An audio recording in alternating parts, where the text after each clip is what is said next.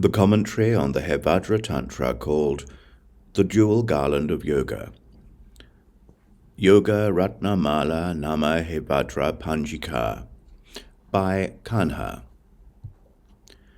Chapter 3. The Deities. I will now teach the chapter on the deities. One should first cultivate loving kindness. Second is compassion in the same way.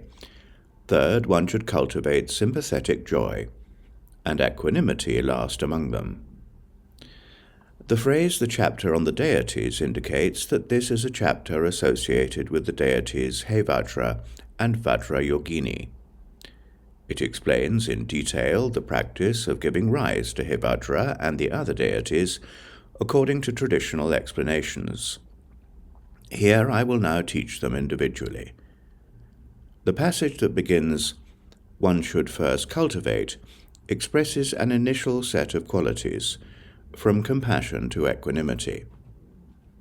Before all of these, however, the practitioner should retire to a pleasant location, sit on a comfortable seat, and perform the protection of his body, the sight, and the practice by reciting Om Protect Protect, Hum Hum Hum Pat Svaha 3 times. One should then worship the Blessed Lord as represented in a painting or other medium, incant the Arga offering with the appropriate mantra, confess wrongdoings, rejoice in the merit of others, take the triple refuge, and generate the mind of awakening.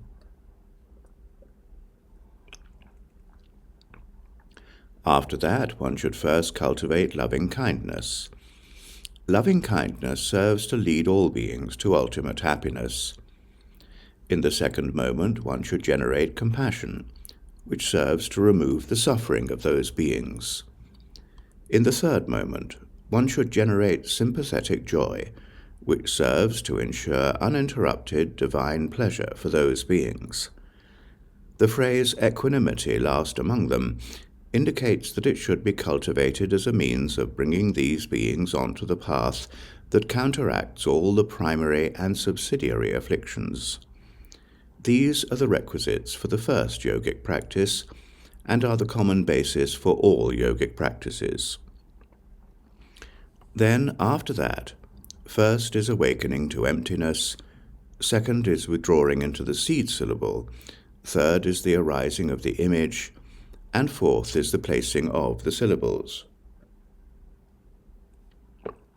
This verse was spoken to show that the body is like an illusion. Then, after that, indicates that one should cultivate the following after what just came before. What is to be cultivated?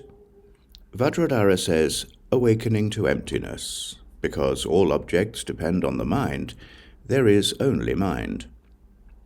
Because objects do not exist externally, they appear out of confusion exactly as in a dream. With this definitively resolved, it is nevertheless the case that the mind, which has the inherent propensity to appear, lacks a nature of being singular or multiple. It is seen as luminosity that is free from false appearances. Regarding the line, second is withdrawing into the seed syllable, within this luminosity one should correctly visualize the seed syllable of the deity garlanded with rays of light, sitting atop a sun disk, and so forth. Infinite yoginis from Hevajra's family emanate from the seed syllable to bring benefit to the world, and then gather back into the seed syllable. This is how one should cultivate the withdrawing into the seed syllable. Regarding the line, third is the arising of the image, the body of the deity is generated from that seed syllable, dancing wildly in the Ardha Pariyanka posture upon a corpse that lies on a sun disk and the rest, which sit on the pericarp of a multicolored lotus. This is the arising of the image. One should cultivate this.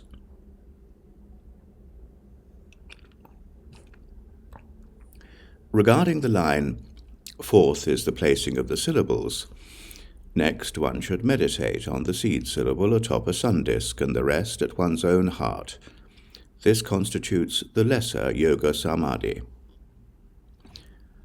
One should first visualize the syllable Ra transforming into a sun.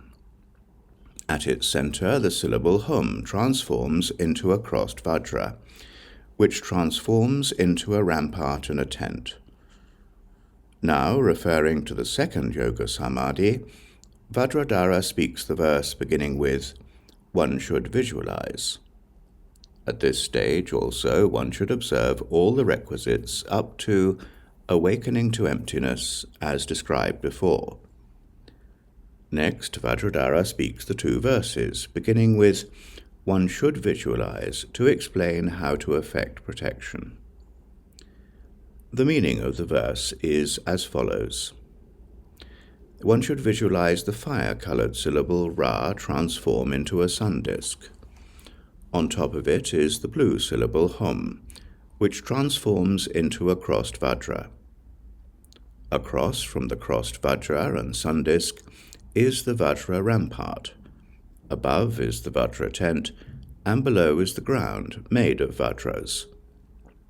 A Vajra fire blazes outside.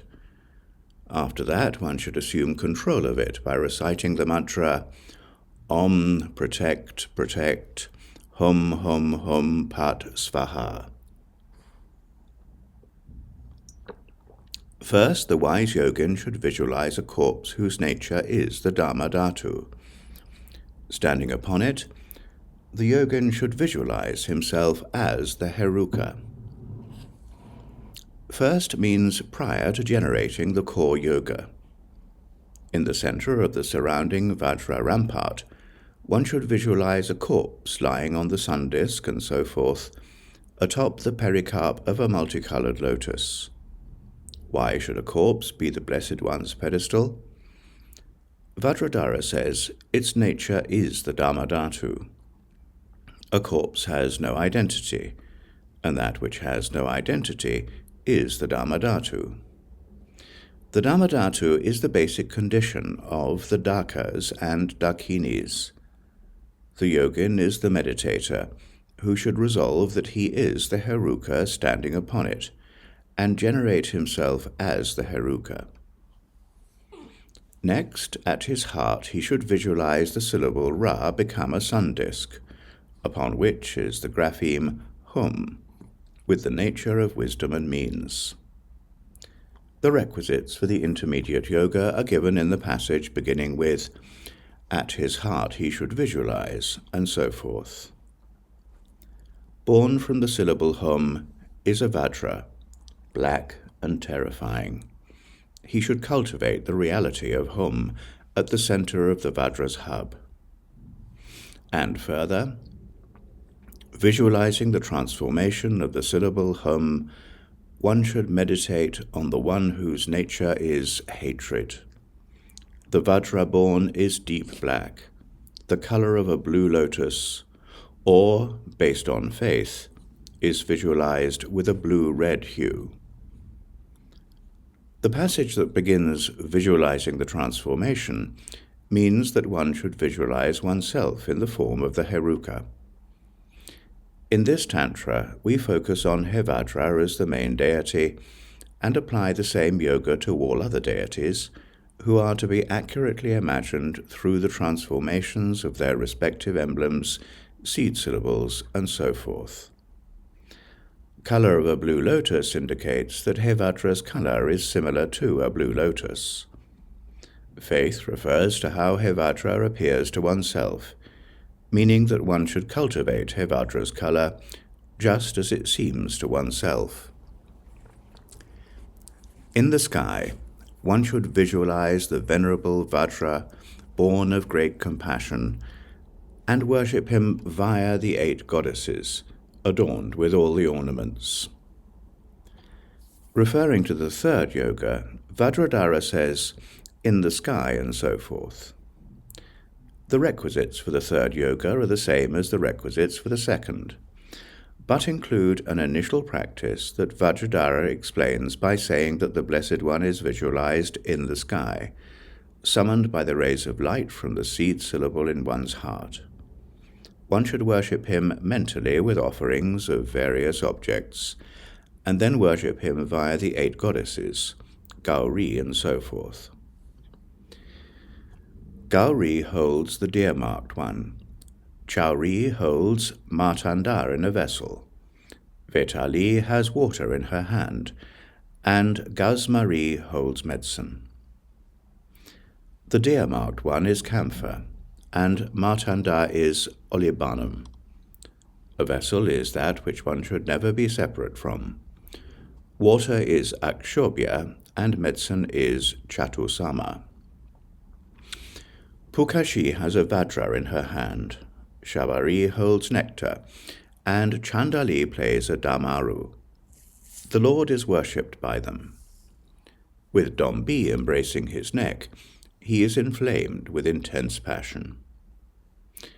The vajra is rice, the nectar is honey, and the damaru is wood. The phrase with Dombi means that she worships him in the manner of embracing his neck. Having thus worshipped the Blessed Lord, one should perform all the requisites of the second yoga, up to focusing on his seat being a corpse. These are also the requisites for the third yoga. The moon vowels and sun consonants should each have a seed syllable in the center. Just that, they say, is the sattva, with a nature of supreme joy. Moreover, here the yoga body consists of the 5-fold realization, which is explained beginning with the words, one should visualize. The vowels are the 15 vowels starting with the letter A. The consonants are the 34 consonants starting with the letter Ka. Thus, moon vowels refers the transformation of vowels into the moon at the heart, and sun consonants to the transformation of the consonants into the sun.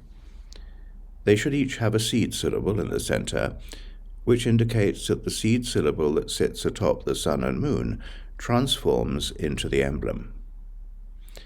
There should be a seed syllable in the center, meaning that one should visualize it. The line just that, they say, is the sattva, shows that this very seed syllable is said to be the causal Vajradhara. What is it distinguished by? The nature of supreme joy. Images of his own body flash forth, spreading over the vault of the sky. The yogin draws them back into his heart and becomes the one whose nature is hatred. Flash forth means that the images flashes forth, pervading everything. Images of Hevajra's body flash forth from the seed syllable and are drawn back into the heart. This shows that the images should be drawn together and made to enter the same seed syllable.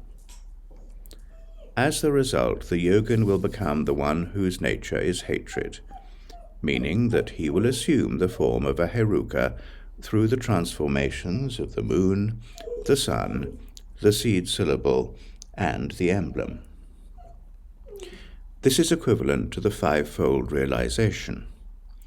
Vajradhara will also say in Chapter 8, the moon has the mirror-like wisdom, and he with 7 horses has the wisdom of equality. The seed syllables and emblems of one's deity are said to be discrimination. All becoming one is the accomplishing wisdom, and their perfection is the pure Dharmadhatu. He is blue with a reddish hue, has eyes red as the midday flower, upward flowing tawny hair, and is adorned with the 5 mudras. The verse beginning, he is blue with a reddish hue, describes the 3 yogas that are applied to every deity of the soul hero type. Circlet, earrings, necklace, bracelets around the wrists, and girdle, these are proclaimed to be the mudras, whose pure aspects are the 5 Buddhas. He gazes savagely, wears a tiger skin cloak, has the form of a 16-year-old, bears a Vajra skullcap in his left hand, has a Khatvanga to his left, holds a black Vajra in his right hand, and utters hum, as is his nature. The Lord sports in the charnel ground surrounded by the 8 yoginis. It is called a charnel ground through its connection to the word shvasati. Now a description of the 4th yoga for the 4 Hevajras, Nairatmya, and the mandala circle is given in the verse beginning, "The Lord sports." The requisites for the 4th yoga are the same as the 3rd yoga. Lord Hevajra dwells in the temple palace in the middle of the 8 fearsome charnel grounds within the Vajra walls. He is surrounded by the 8 yoginis, Gauri, and so forth. In the phrase through its connection to the word shvasati, the word shvasati means the dwelling place, vasati, of corpses, shava, and is derived by omitting individual letters. This means that a charnel ground, shmashana, is the dwelling place of corpses. The phrase charnel ground is also used in a description of the stage of the arisen that will be given in Chapter 8. The Lord, who consists of supreme joy, dwells in a charnel ground, a body without a self. How can a body be a charnel ground? It is called a charnel ground through its connection to the word shvasati. He has 4 arms which represent the pure aspect of his victory over the 4 maras. He arises from the syllable hum and has the colour and appearance that were previously described. In the first of his left hands he holds a human skull filled with the blood of devas and asuras. In the first of his right hands he holds a vajra. With the remaining pair of arms he embraces his wisdom aspect, Vajra Varahi, who has the same appearance as the Blessed One. In order to describe the distinguishing features of the 4-armed Hevajra, Vajradhara speaks the passage beginning with the 4-armed Hevajra. The phrase, who has the same appearance as the Blessed One, refers to Vajravarahi's colour and posture. She should be visualized with 2 arms, holding a knife and a skull cup. The 6-armed Hevajra has 3 faces: a red face to the left, a face that is ruddy like the moon to the right, and a main face that is blue. He is naked with a colour and appearance as previously described. His 6 arms are, in their pure aspect, the 6 perfections. In the first of his left hands he holds a trident, and the first of his right holds a vajra. In his second left hand he holds a bell, a knife in his second right, and with the remaining pair of hands he is united with Vajra Shrinkala. This wisdom aspect appears just like the Blessed One. In her left and right hands she holds, respectively, a knife and a skull cup. The Blessed One stands astride a corpse, whose nature is the threefold universe. Similarly, Vajra Shrinkala is the wisdom aspect of Hevajra's 6-armed form. In this Tantra, Nairatmya is the consort of the 2-armed Hevajra because she is an expression of his accomplishment. Dombi, the offering goddess for all forms of Hevajra, is not a mudra, according to tradition. This was the 3rd chapter, the deity Hevajra, who is the body, speech, and mind of all Tathagatas. This concludes the Deities, the 3rd chapter in the Jewel Garland of Yoga, a commentary on the Hevajra Tantra composed by the Venerable Master Kṛṣṇa.